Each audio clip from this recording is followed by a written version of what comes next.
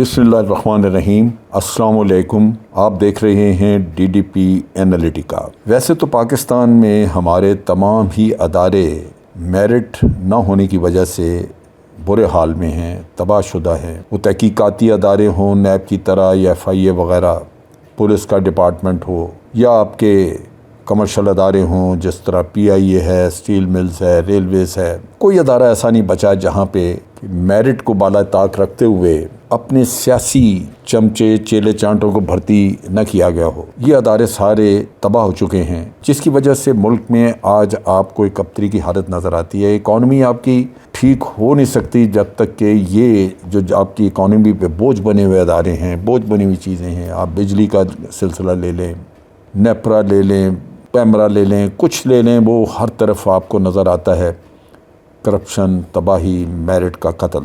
ان سب چیزوں میں جو چیز سب سے زیادہ تکلیف دہ ہے، جس نے کہ آج کے دور میں ہمارے ملک کو تباہی کے دہانے پہ پہنچایا ہے، وہ ہے آپ کی عدلیہ۔ کیا عدلیہ میں سارے ججز جو ہیں وہ میرٹ کی بنیاد پہ لائے گئے ہیں؟ اگر یہ میرٹ کی بنیاد پہ آئے ہوتے تو آج آپ کی عدلیہ دنیا کی 139 عدلیہ میں سے 130ویں نمبر پہ نہ ہوتی۔ 74 سال لگے ہیں اس ملک کو اس عدلیہ میں ایک خاتون جج لانے کے لیے، سپریم کورٹ میں پہلی خاتون جج، اور اس کی بھی بھرپور مخالفت کی آپ کی بار کونسلوں نے۔ بار کونسلیں اپنی مرضی کے لوگ اس میں لانا چاہتی ہیں، کیونکہ ایک نامینیشن کا پروسیس ہے آپ کے ملک میں، اور کسی کو بھی نامینیٹ کر دیا جائے اور سلیکشن اس طرح کی ہے کہ اس میں جو بھی کسی کو فیور کرنا چاہے کیا جا سکتا ہے۔ بار کونسلوں کے اوپر چونکہ سیاستدانوں کا، پولیٹیکل پارٹیز کا بہت بڑا انفلوئنس ہے، اس وجہ سے پولیٹیکل پارٹیز ان کی فنڈنگ بھی کرتی ہیں، ان کو پیسہ کھلاتی ہیں اور نامینیشنز کرواتی ہیں اپنی مرضی کے لوگوں کی، مرضی کے ججز کی۔ نتیجہ یہ کہ آپ کو جوڈیشری میں کرپشن بھی نظر آتی ہے، جوڈیشری میں پالیٹکس بھی نظر آتے ہیں، جوڈیشری میں نکما پن بھی نظر آتا ہے، اور جوڈیشری میں لا تعلقی بھی نظر آتی ہے، جہاں ماسز کے لیے کوئی ہمدردی نہیں نظر آتی۔ کیسز سال سال پڑے ہوئے، اور یوں لگتا ہے کہ جج صاحبان اپنا وقت گزار کے اپنے حالات اچھے بنا کے وہاں سے یہ جا وہ جا۔ کیا ملک انصاف کے بغیر رہ سکتا ہے؟ کوئی بھی دنیا کا ملک ہو، کوئی بھی دنیا کا ملک ہو، انصاف ایک بنیادی ضرورت ہے۔ کسی بھی انسانی سوسائٹی کی بقا انصاف کے بغیر ہو نہیں سکتی۔ کسی بھی معاشرے میں ظلم ہوگا، وہاں پہ زیادتیاں ہوں گی، لیکن اگر مظلوم کو یہ توقع ہو کہ اس کو یہاں پہ انصاف مل جائے گا اور وقت پہ مل جائے گا، تو مظلوم کا دل ٹوٹتا نہیں ہے، اس کے دل سے بد دعائیں نہیں نکلتی، وہ پھر بھی دعائیں دیتا ہے کہ ہاں اس ملک میں انصاف موجود ہے، اس جگہ پہ انصاف موجود ہے، لہٰذا اس کا دکھ درد جو ہے اس کا مداوع کیا جا سکے گا۔ لیکن یہاں پہ حالات بالکل مختلف ہیں۔ بدقسمتی یہ ہے کہ آج سب سے برے حال میں ہماری عدالتیں ہیں۔ ایک جج صاحب ہیں، وہ پوچھتے ہیں کہ میاں صاحب نے جانا ہے ملک سے باہر، 48 گھنٹے کی ان کی زندگی کی کوئی ضمانت دے دے۔ آپ سوچئے، ایک جج صاحب لاہور کے چیف جسٹس بن گئے، 2 انگلش کی لائنیں نہیں ان سے پڑھی جاتی تھیں۔ کیا یہی ہمارے ججز کا سٹینڈرڈ ہونا چاہیے؟ ایک وقت تھا جب ہماری جوڈیشری میں جسٹس کیانی، جسٹس حمود الرحمان، بہت بڑے بڑے نام تھے، اور وہ لوگ جو تھے جنہوں نے اصولی طور پہ ایک مثالی جسٹس یا مثالیں قائم کیں، جس سے عدلیہ کا وقار بڑا بلند ہوا زمانے میں۔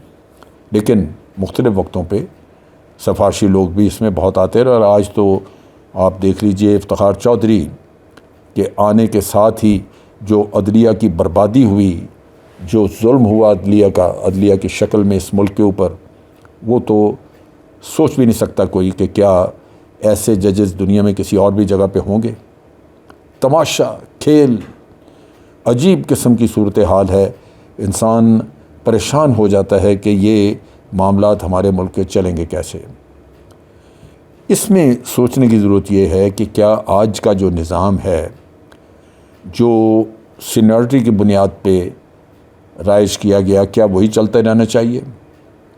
یہ سلسلہ اس وقت شروع ہوا جب PMLN نے میاں نواز شریف کے وزارت عظمیٰ کے دور میں سپریم کورٹ کے اوپر حملہ کیا اور جسٹس سجاد علی شاہ کو ہٹانے کے لیے پہلے تو ایک پرنسپل آف سینیورٹی پاس کرایا گیا اور انہی ججز سے پیسے کھلا کے رفیق تارڑ صاحب بریف کیس لے کے پھرے اور دنیا کو پیسے دے کے ججز کو خرید کے خاص طور پہ بلوچستان میں، اور پھر ان سے ان کے ذریعے ایک کو کروایا اور عدلیہ کو گٹر میں پھینک کے رکھ دیا۔ تباہی کا پہلا سفر وہاں سے شروع ہوا، لیکن اس کے بعد تباہی رکی کہیں نہیں۔ اس زلزلے کا دوسرا جھٹکا افتخار چودھری کی موجودگی میں آیا۔ اب ضرورت اس بات کی ہے کہ اس پروسیس کو شفاف بنایا جائے۔ 74 سالوں میں پہلی خاتون سپریم کورٹ میں داخل ہوئیں، لیکن کیا یہ آئندہ بھی ہوگا ایسا ہے؟ اس طریقہ کار کو ہم نے انسٹیٹیوشنلائز نہیں کیا ہوا، یہ ججز کی مرضی پہ چھوڑا ہوا ہے۔ آج عائشہ ملک آ گئیں، کل ہو سکتا ہے کئی سال تک پھر کسی کو رستہ نہ ملے۔ لہذا یہاں پہ جوڈیشری کی صفائی انتہائی ضروری ہے، اور اس کے لیے عوامی سطح پہ ہمیں سوچ بچار کرنی ہوگی۔ ججز کی اپوائنٹمنٹ کے لیے جو آج کا پروسیس ہے، جس میں کہ وکلاء میں سے نامینیشن کر دی جاتی ہے، اور اس پروسیس کے تحت پھر ہمارا جوڈیشل کمیشن جو ہے وہ فیصلہ کر دیتا ہے کہ کس کو کہاں آپ نے جج لگانا ہے، یہ طریقہ کار میرے خیال کے مطابق ناکام ہو چکا ہے۔ میرٹ کا خیال رکھنا بہت ضروری ہے۔ میرے نقطہ نگاہ سے سب سے پہلے تو جو وکلاء حضرات جہاں چاہتے ہیں کہ وہ جج بنیں، ان کو اپلیکیشن دینی چاہیے جوڈیشل کمیشن میں۔ جوڈیشل کمیشن کی کمپوزیشن اپنے طور پہ ایک الگ ہونی چاہیے۔ وہ جو موجودہ جوڈیشل کمیشن کی جو صورتحال ہے وہ تو مناسب نہیں ہے۔ آئین میں تبدیلی کر کے ججز کو، وکلاء کو جج بنانے کے لیے شرائط مزید سخت کرنی چاہیے، طے کرنی چاہیے، اس میں تجربے کے سال مزید بڑھائے جانے چاہیے، اور پھر جب وہ شخص اپلائی کرے تو اپلیکیشن وہ تمام وہ اپنی کرائٹیریا لکھے، جو کیسز اس نے لڑے، جن میں اس نے بڑی پرفارمنس اپنی دی، وہ سارا کچھ درج ہونا چاہیے۔ اور جب یہ اپلیکیشنز پاس آ جائیں تو جوڈیشل کمیشن جو ہے وہ اس کی ایویلیویشن کرے۔ اب جوڈیشل کمیشن کی صورتحال کیا ہونی چاہیے، اس میں کون لوگ ہونے چاہیے؟ میرے نقطہ نگاہ سے جوڈیشل کمیشن میں ہر طرح کی ریپرزنٹیشن ہونی چاہیے۔ جوڈیشل کمیشن میں 1 یا 2 پرانے سینئر ریٹائرڈ ججز ہوں۔ جوڈیشل کمیشن میں ہماری سول سوسائٹی کے 1-2 نوٹیبلز موجود ہوں۔ پرومیننٹ وکلاء جو کہ بڑے سینئر ہوں، جو تقریباً اپنی 60 سال کی عمر سے اوپر جا چکے ہوں، جو خود جج بننے کے قابل نہ رہے ہوں، یعنی اپنی عمر کراس کر چکے ہوں، ان میں سے کچھ کی ریپرزنٹیشن اس میں لی جائے۔ اس میں دو پارلیمنٹیرین جو لیگل سائٹ سے پوری طرح واقف ہوں، ان کو بٹھایا جائے۔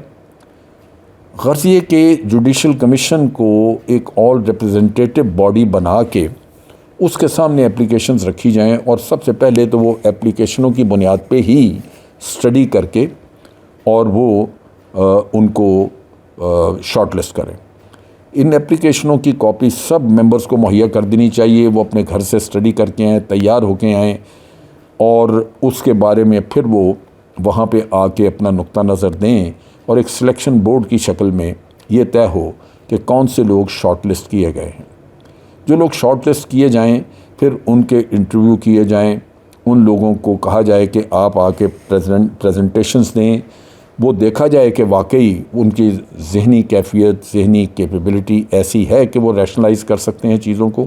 یہ بڑا ضروری ہے کہ انڈیویجولز کو جج کیا جائے، دیکھا جائے، اور یہ نہیں کہ وہ کاغذوں کے ڈھیر کے نیچے چھپ کے سپریم کورٹ میں یا ہائی کورٹ میں پہنچ جائیں اور پھر آپ کے لیے بوجھ بنے رہیں، سوسائٹی کے لیے ایک مسئلہ بنے رہیں۔